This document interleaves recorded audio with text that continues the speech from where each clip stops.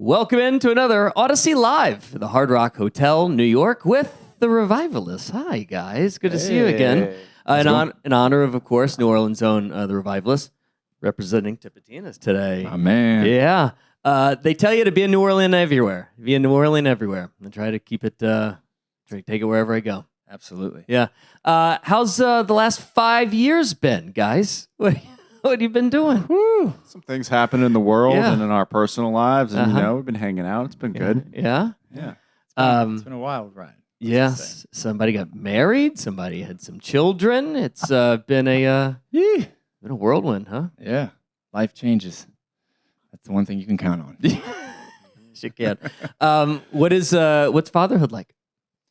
Oh wow, it's a lot different than not having twin Little babies. bit. Yeah. Little bit. Yeah. No, it's amazing. It's it's a ton of work and time commitment and everything. But it's it's incredible. How long?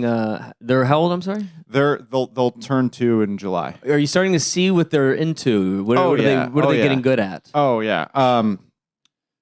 My son Jude is very into drums. Okay. So I love music. Obviously show my kids music, and they like playing around on guitar and strumming it and dancing around and stuff like that. But I also have a drum set, and he's all about the drum set. We'll sit on the stool and play for an hour, banging on drums, and I'll show them videos on YouTube of music and our friends' bands and stuff like that.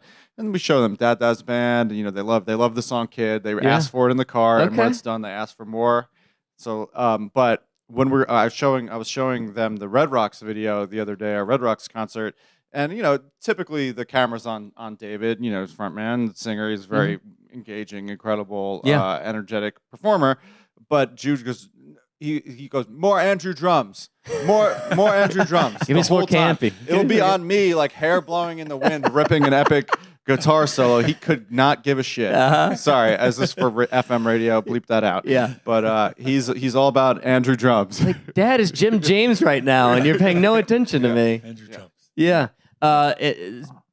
Interesting choice of the drums, letting the kid do the drums and not the electric drum set. I don't have an electric drum set. But yeah, it could be a little. I have the little, the spindle sticks that aren't as loud, and I have to throw a T-shirt over the cymbals and stuff. And marriage life is good. You feel good about it? It's great. We've been together for about 9 years, even before that. So it was already pretty set in stone. But I will say I'm just doing the dishes more often now. Let's just say that. Well, the reason I asked is because, of course, the wedding was in New Orleans, and you had the whole gang there. Not only was it in New Orleans, it was at Tipitina's. Tipitina's. Yeah, I don't want to spoil the surprise. Oh, sorry. Yes. But the reason I ask is you guys do everything together. It really is a family that has been cultivated for a very, very long time with you guys, huh?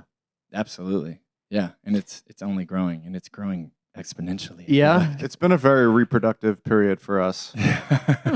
Wait, I told the joke wrong. I get that. I meant to say productive. Well, it's still No, works. that's actually that was a good joke. I thought. Yeah, good job. It came out a little differently, but that's one way to do it. Yeah.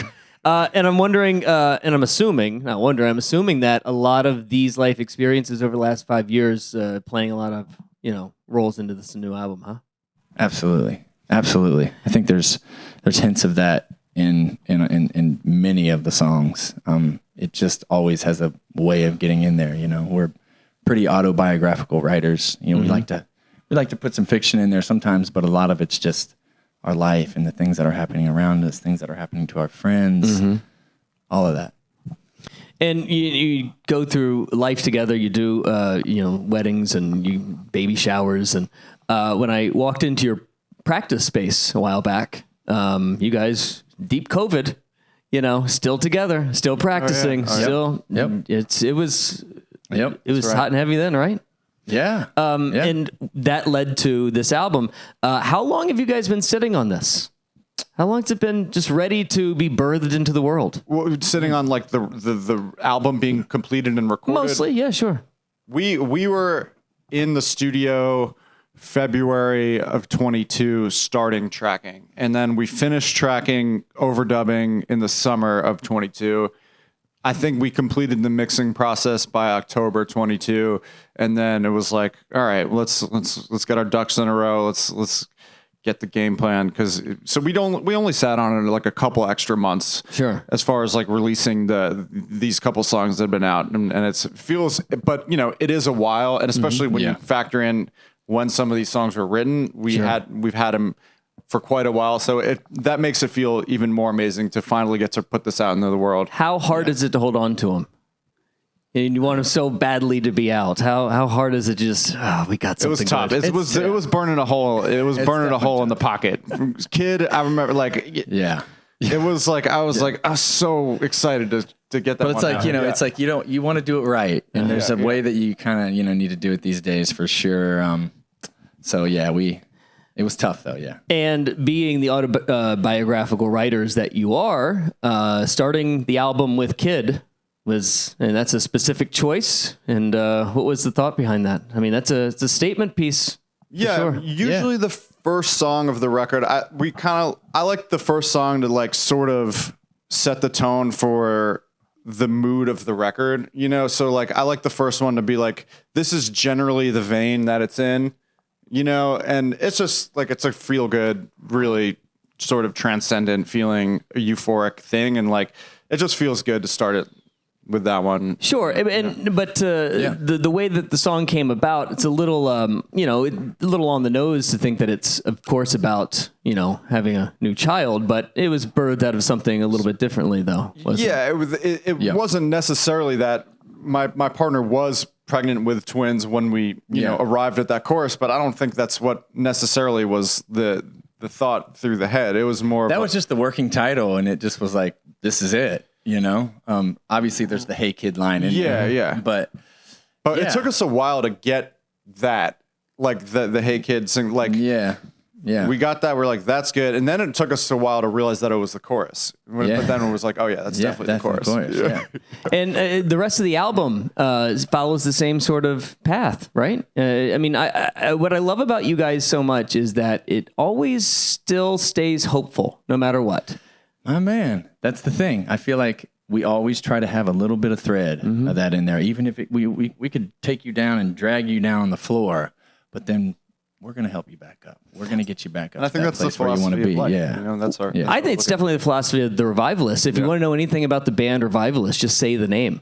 It's going to tell you everything that you need to know. Dave, you're one of the most positive people I've maybe have ever met. How do you stay that positive, especially when you're writing? I heard a story that there was a twinge of some January 6th stuff in Kid. How does Dave stay so positive when he's writing so many? The twinge was that that was like one of the main days we were writing the song was January 6th, 2021. Yeah. Okay. Yep. I have my dark periods, I will say, but I think music is one of the ways that, I create joy in my life, and I'm just, it's everything I do, and so it's all encompassing. And I think if I didn't have that, things would be a little different for me. So how many times you write something you're like, this isn't the right energy? A lot, really, a lot. I mean, many times. I mean, there's so many. You probably will hear. You'll never hear. Like there's so many things that are just like up in the shed of my mind that no one will ever hear.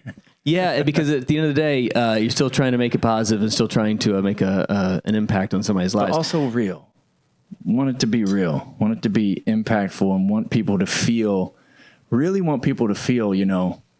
The feeling of what we were feeling at the time, or the thing that we're trying to convey. Because I think that really music has a really special way of kind of like creeping in the back door on somebody and kind of being like, hey, I'm feeling this way too.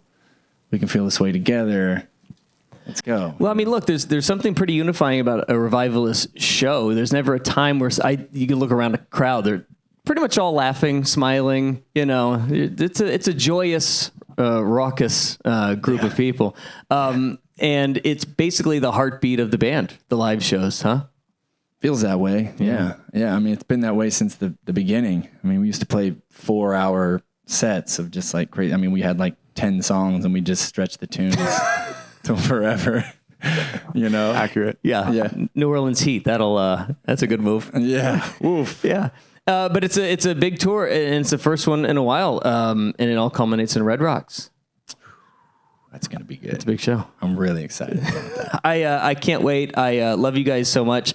I love what you represent for the city of New Orleans as a transplanted New Orleanian myself. I appreciate you guys. I appreciate the new album. It's phenomenal, and I've said it to you a million times. I'm so proud of it, and congratulations. It's Thank you so much. It's a good piece of work, guys. Thanks, Brad. Yeah, thank Really you. appreciate it, man. All right, the Revivalists.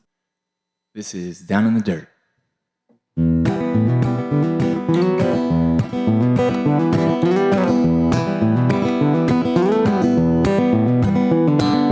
Daddy was a lawyer, sold salvation to the church. Money's no good in heaven, but it's great down here on earth. So let's get down in the dirt. Let's get down in the dirt. My granddad was a scholar in the school of heartbreak and hard work. Didn't believe in heaven or damnation being worse. He's laid down in the dirt. He laid down in the dirt. You can't be that we're the only ones born out of this ever-loving mud. It can't be that we're the only ones grew up from this ever-loving sun.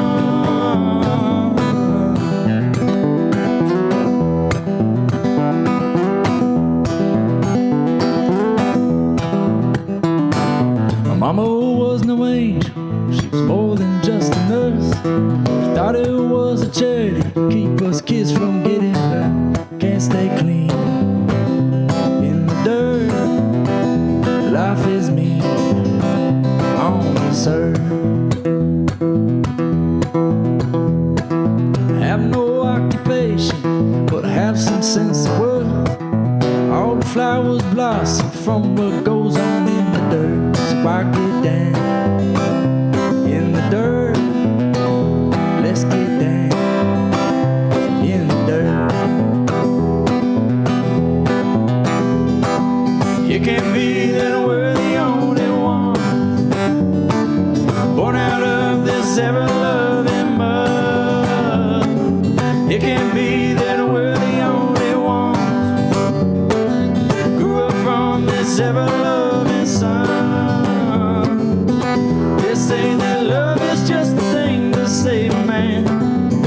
It's not so shallow, you must dig to bring it out. So let's get down in the dirt. Let's get down in the dirt.